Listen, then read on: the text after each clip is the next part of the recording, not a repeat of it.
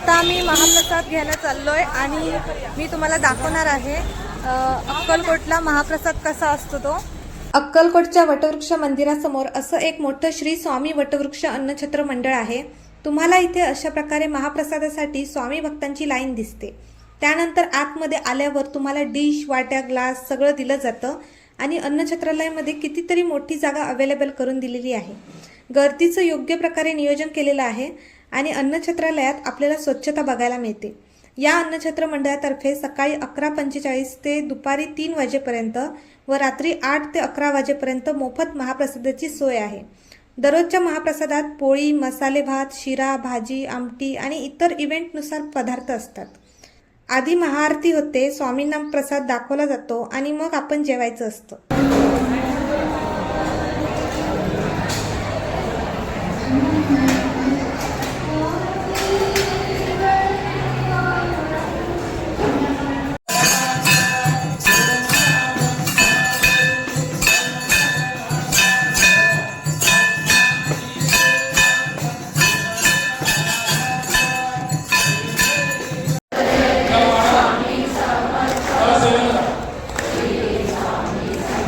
ही माहिती तुमच्या फ्रेंड्स आणि फॅमिली सोबत नक्की शेअर करा।